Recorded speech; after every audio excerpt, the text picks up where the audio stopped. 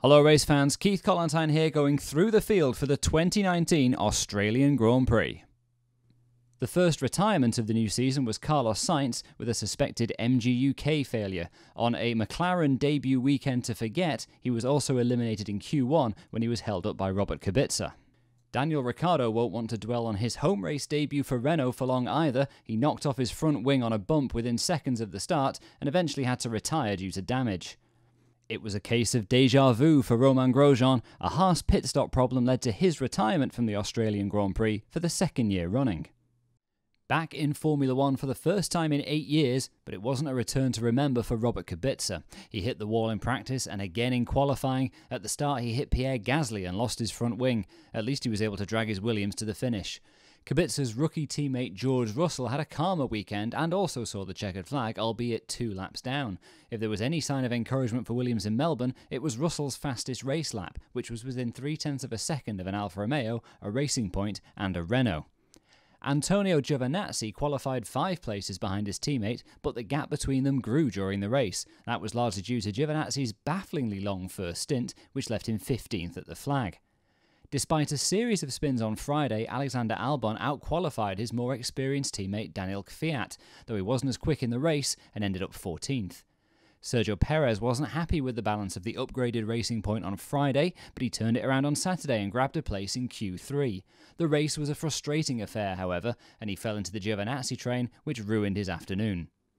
Having been a lowly 18th in all 3 practice sessions, Lando Norris produced the surprise of qualifying by taking 8th on the grid, the best starting position for a debutant in 4 years.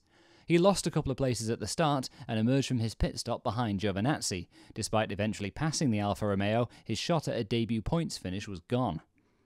Red Bull gambled against sending Pierre Gasly out for a second run in Q1, and he missed the cut by less than 1/10 of a second. That meant his Sunday afternoon largely consisted of staring at Daniel Kvyat's rear wing. He briefly got ahead after a pit stop, but on cool tyres couldn't prevent the Toro Rosso getting back ahead of him.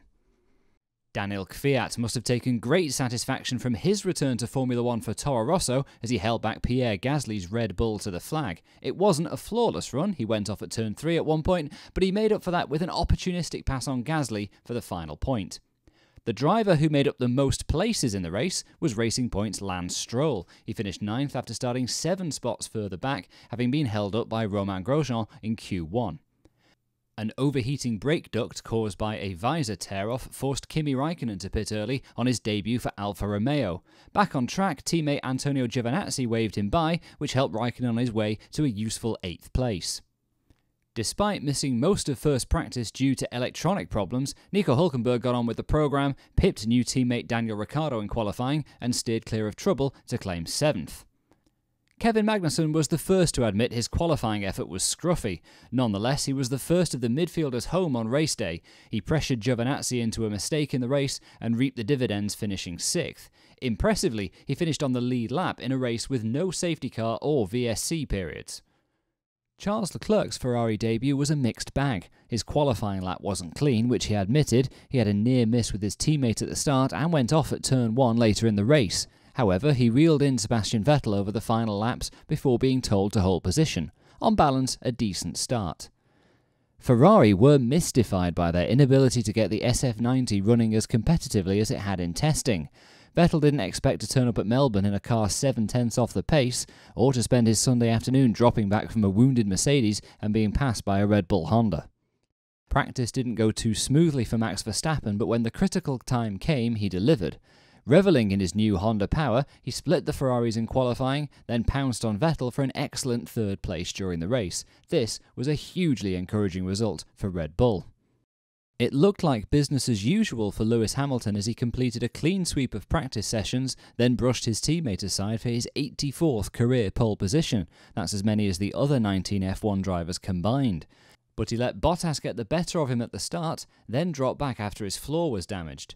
Was this race a temporary setback for the world champion, or did Bottas just win the first battle in what will become a season-long war? In qualifying, if Bottas had strung his 3 best sector times together as his teammate did, he still would have started second, though by just 0.06 of a second. His rapid start made that a moot point, though Hamilton's car trouble exaggerated Bottas's eventual winning margin of 20 seconds. Nonetheless, he capped a perfect afternoon by grabbing the bonus point for fastest lap. A title bid and a chance to cement his Mercedes' future beckons if he can keep this up. 3 days before the new season began, the Formula One community was stunned by the death of FIA Formula One race director Charlie Whiting. For over 20 years, he was F1's fixer, architect of its rules, and a tireless advocate of improved safety standards. Whiting was a uniquely important figure in F1, and the tragedy of his untimely death touched everyone in the sport.